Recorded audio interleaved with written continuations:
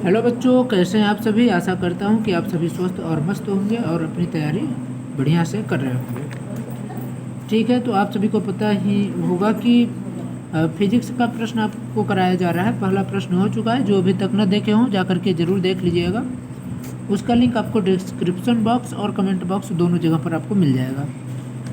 Paper के जो बहुत बच्चे कमेंट कर रहे हैं, तो पेपर देखिए अभी तक कुछ क्लियर नहीं हुआ है। जैसे क्लियर होता है तो आपको बताया जाएगा, लेकिन फिर भी है कि इस महीने के लास्ट तक आपका पेपर हो जाएगा। ठीक है, अब हम लोग फर्स्ट प्रश्न तो हो गया है। सेकंड प्रश्न देखते हैं है क्या। तो सेकंड क्या बोल रहा है, एक 2 सेंटीमीटर ऊंचाई की वस्तु को एक अवतल दर्पण, ध्यान रखिएगा कि पहली बात तो इसकी हाइट हमको दे रहा है। वस्तु को एक अवतल दर्पण, यहाँ दर्पण कौन सा है, अवतल दर्पण है, मुख्य अक्ष पर ध्रुव से 12 सेंटीमीटर की दूरी पर रखा गया है। यदि प्रतिबिंब उल्टा है तो वास्तविक है, नहीं सॉरी, यदि प्रतिबिंब उल्टा है वास्तविक है और ऊंचाई में 5 सेंटीमीटर है, मतलब उसकी हाइट क्या है 5 सेंटीमीटर, तो प्रतिबिंब की दूरी और दर्पण की दूरी क्या होगी। प्रश्न ए पूछ रहा है आपसे। ऑप्शन दे रहा है ए बी सी डी, ये है आपको ऑप्शन दिख रहा है। इस प्रश्न को मैं मतलब डायरेक्ट आंसर कराया था, तो किसी स्टूडेंट का कन्फ्यूजन इसमें पॉइंट ये है कि इसका आंसर जो है सेकंड का बी नंबर नहीं होगा।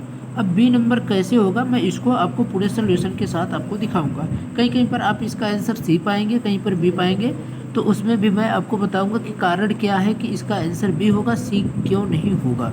ठीक है, तो इसको सॉल्व करने के लिए सबसे पहले हम क्या करते हैं कि एक इसका चित्र बना लेते हैं कि हमारा चित्र क्या हो सकता है। ठीक है, जिससे हमको पता हो जाएगा। अवतल दर्पण का पहले हम लोग क्या करेंगे, एक चित्र बनाएंगे। तो ए हो गया अवतल दर्पण, और यहाँ से गया हमारा पी, यानी इसका पोल ध्रुव, एक यहाँ पर ले लेते हैं। ए है आपका 5 सेंटीमीटर और यहाँ है 2 सेंटीमीटर आपका। ठीक है, 2 सेंटीमीटर, और ये दूरी क्या दिया गया है आपका, दूरी आपको क्या है 12 सेंटीमीटर ध्रुव से। ठीक है, इसको हम लोग ऐसे कर लेते हैं, क्या है आपका अवतल दर्पण। तो सबसे पहले हम लोग यहाँ पर कुछ देख लेते हैं कि इसमें क्या क्या चीज़ हमको दिया गया है। हमको म्यू बराबर, म्यू यानी क्या होता है वस्तु की दूरी जो होती है, म्यू बराबर हमको दिया गया है 12 सेंटीमीटर। लेकिन ध्यान रखिएगा 12 सेंटीमीटर नहीं, -12 सेंटीमीटर होगा, क्योंकि अवतल दर्पण जो होता है उसके सामने बाईं ओर बन रहा है। ठीक है, तो एक ऐसा होगा ऋणात्मक होगा, तो -12 सेंटीमीटर। और क्या होगा, वस्तु की हाइट यानी ऑब्जेक्ट की हाइट जो होगी, तो हाइट को हम किससे रिप्रेजेंट करते हैं, एच से। तो हाइट क्या होगी हमारा 5 सेंटीमीटर। लेकिन ये भी कैसा है, ये प्रतिबिंब का उल्टा बन रहा है, यहाँ पर आप लोग देख रहे हैं। तो 5 सेंटीमीटर, तो ये क्या हो जाएगा, ये भी माइनस में हो जाएगा। इधर किधर साइड है, इस साइड में है। ठीक है, अब इसमें फोकस क्या दिया गया है, नहीं दिया गया है, और हमको भी का वैल्यू निकालना है, यानी फोकस और भी की वैल्यू हमको निकालना रहेगा इसमें। अब हम लोग आवर्धन का सूत्र जो होता है उससे इसको सॉल्व करेंगे। सबसे पहले हम लोग जब आवर्धन यहाँ पर पढ़ेंगे, तो आवर्धन आपको पता होगा कि m बराबर क्या होता है, m बराबर जो होता है प्रतिबिंब की ऊंचाई, यानी यहाँ पर प्रतिबिंब की ऊंचाई और बटे वस्तु की ऊंचाई। ठीक ना, वस्तु की ऊंचाई, आपको ये चीज़ होगा। यानी प्रतिबिंब को हमको v से प्रेजेंट करते हैं, और जो वस्तु होता है उसको हम u से प्रेजेंट करते हैं। ठीक है, और जो हमारा रहेगा तो वो माइनस में रहेगा। ठीक है, अब या फिर हम लोग यहाँ ले लेते हैं, क्या हो जाएगा, v का हमारा मान क्या दिया गया है, v का मान हमको क्या दिया गया है, हाँ ठीक है, क्या दिया गया है, प्रतिबिंब की ऊंचाई। प्रतिबिंब की ऊंचाई यहाँ पर हम लोग पहले देख लेते हैं। प्रतिबिंब की ऊंचाई हमको 5 सेंटीमीटर है, और वस्तु की ऊंचाई हमको क्या दिया गया, वस्तु की ऊंचाई 2 सेंटीमीटर है। कितनी, 2 सेंटीमीटर। तो प्रतिबिंब की ऊंचाई माइनस में है और वस्तु की ऊंचाई प्लस में है, क्योंकि वस्तु ऊपर है। और देखिए जब हम लोग दिखाते हैं आपको भी किताब से, तो ये मैं आपको पहले भी बताया था, और इसमें भी एक बार फिर से आपको दिखा दे रहा हूँ कि यहाँ पर देखिए जब इधर साइड क्या होगा, बाईं ओर जब होगा, तो ये हमेशा कैसा रहेगा, निगेटिव में रहता है। और जो नीचे रहेगा वो भी क्या है, ऊंचाई जब नीचे रहेगा तो ये भी निगेटिव में रहेगा। लेकिन अगर ऊपर है तो ए पॉजिटिव में होगा। और उस बच्चे जो जिन्होंने कमेंट किया हुआ है उनका जो प्रॉब्लम आ रहा है तो यही से आ रहा है, क्योंकि वो यहाँ पर माइनस प्लस का ध्यान नहीं दे रहे हैं, वो डायरेक्ट फार्मूला में रख करके सॉल्व कर रहे होंगे तो उनका नहीं आ रहा है। ठीक है, तो इसमें अब देखिए क्या हो गया हमारा, यहाँ पर आपको क्या दिख रहा है -5/2 और बराबर क्या हो जाएगा, बराबर b का मान हमको दिया है क्या, नहीं, तो -b/u का मान क्या दिया गया है, -12 सेंटीमीटर। क्या दिया है, -12 सेंटीमीटर। इसलिए हमको यहाँ पर क्या निकल आएगा, b का वैल्यू हमको निकल आएगा। यहाँ माइनस से हमारा कट जा रहा है, या फिर इसको होगा क्या, इस तरीके से रहेगा, माइनस बाहर रहता है तो माइनस का इसके साथ मल्टीप्लाई हो जाएगा तो प्लस हो जाएगा ऑलरेडी। ठीक है, अब हम लोग b का वैल्यू हमको निकालना है, तो b बराबर इधर से या a ऊपर चला जाएगा तो हो जाएगा 12×5 यानी 5 × 12/2। तो इसको अब माइनस में रहेगा क्योंकि ये वाला माइनस है, यहाँ पर 1 कट गया 6 आ गया, तो b बराबर 6×5 = 30 यानी -30 सेंटीमीटर। तो v का वैल्यू हमारा क्या हो गया, -30 सेंटीमीटर। हमारा v का वैल्यू यहाँ से इतना निकलता है। और हमको अब इस यहाँ से हमको क्या पता चल जा रहा है हमको, क्योंकि यहाँ पर देखिए f का हमको वैल्यू निकालना था और v का वैल्यू निकालना था, तो हमको v का वैल्यू हमारा निकल गया। अब हमारा बचता है f का वैल्यू हमको निकालना है यहाँ पर। तो f का वैल्यू हम निकालने के लिए क्या करेंगे कि हम लोग दर्पण का सूत्र जो होता है उसको लगाएंगे। क्या करेंगे, दर्पण का सूत्र हम लोग दर्पण सूत्र लगाएंगे। दर्पण सूत्र क्या होता है आपको पता होगा कि 1/f = 1/v + 1/u। ये हमारा क्या होता है, दर्पण का सूत्र होता है।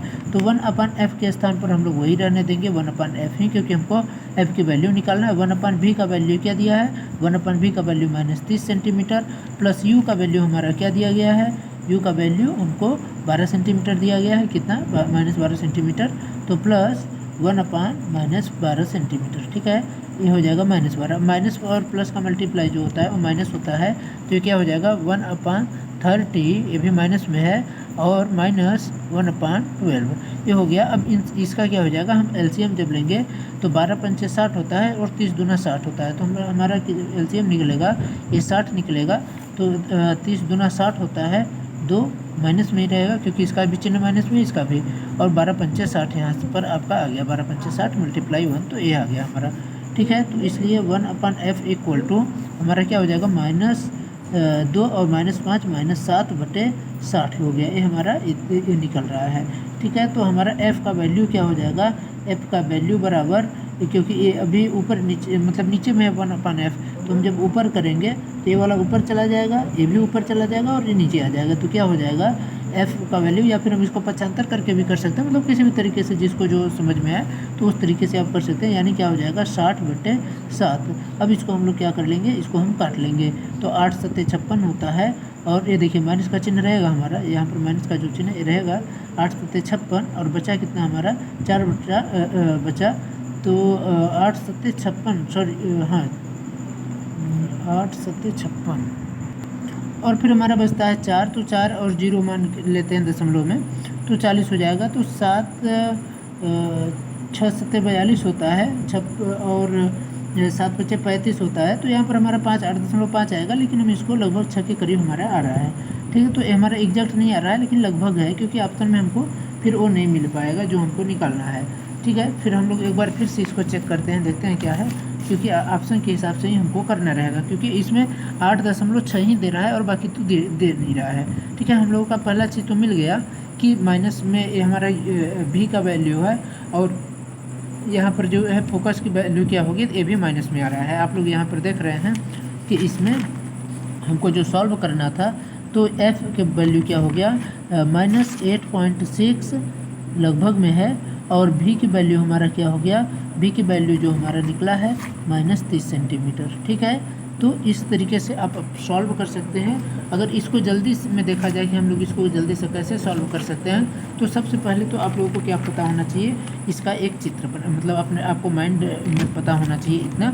अगर इतना पता है तो आपको आवर्धन का सूत्र पता होना चाहिए, क्योंकि आप आवर्धन का सूत्र अगर लगाएंगे तो वहाँ से हमको v का वैल्यू निकल आएगा, और हमें वहाँ से v का वैल्यू आवर्धन वाले सूत्र से, यहाँ देखिए, अगर देखिए क्या है कि हमको फास्ट कैलकुलेशन करना है तो हमको थोड़ा चीज़ फास्ट करना पड़ेगा। अगर आवर्धन का सूत्र m बराबर आपको पता है प्रतिबिंब की ऊंचाई बटे वस्तु की ऊंचाई, तो आप डायरेक्ट क्वेश्चन को पढ़ कर भी आप आगे कर सकते हैं कि 5 बटे आपका यहाँ पर 2 आ गया, और इधर साइड से v/12 आ गया, जो कि आपको यहाँ पर दिख रहा है 5/2, और भी का वैल्यू हमको नहीं पता है, और इसके बाद जो आपका यू का वैल्यू है 12 है, ये है, तो ये हमारा 12 निकल आया माइनस में। अब इसको माइनस प्लस जल्दी से आप करिए, भी का वैल्यू आपको यहाँ पर मिल जाता है। जब एक वैल्यू निकला है तो 1/f का आप फार्मूला वही रख करके, तो ये मतलब अगर मैं समझाने के लिए ना करूँ तो ये बहुत ज़्यादा तो 30 सेकंड का एक प्रश्न है, अगर आपको फार्मूला और हर चीज़ एकदम क्लियर है तो। ठीक है, आशा करता हूँ कि आपको ये समझ में आ चुका होगा ये प्रश्न। और जिस भी स्टूडेंट का कन्फ्यूजन था तो आप उसको कंफर्म कर लीजिएगा कि चिन्ह परिपाटी के नियम के हिसाब से आपका जो नियम है, एक बार मैं फिर से चाहूँगा कि आपको दिखा दूँ, जिससे आपका जो कन्फ्यूजन है वो दूर हो जाए। कि यहाँ पर क्या होता है कि जब कोई भी गोली दर्पण की बात कर रहा है, यानी चाहे उत्तल हो या अवतल हो, अगर उसके बाईं ओर जो बनेगा तो वो हमेशा निगेटिव में होगा। ऊपर अगर बनता है तो पॉजिटिव होगा, लेकिन अगर नीचे उसकी जो हाइट रहती है तो वो कैसा होगा, वो भी निगेटिव में। तो इसलिए जो माइनस प्लस वाला चीज़ है, अगर आप उसको ध्यान में नहीं रखेंगे तो फिर आपका आंसर गलत होगा। ठीक है, तो अगर आप करते हैं तो चिन्ह परिपाटी के नियम के हिसाब से ही आपको करना होगा। अगर आप सभी को ये चीज़ समझ में आ गई हो तो आप लोग वीडियो को लाइक कर दीजिए और अपने दोस्तों तक शेयर कर सकते हैं, और कमेंट कर बता सकते हैं कि आपको इसमें क्या चीज़ प्रॉब्लम आ रही है, आपको इसमें हमको क्या सुधार करना चाहिए, और आप किस चीज़ की वीडियो चाहते हैं उसको भी आप कमेंट करके बता दीजिए। ठीक है, धन्यवाद। आशा करता हूँ कि आप सभी पढ़ाई लिखाई बढ़िया से कर रहे होंगे और थोड़ा अच्छे से तैयारी भी करते रहिए, साथ में रिवीजन को भी आप लेकर चलिए। ठीक है, धन्यवाद।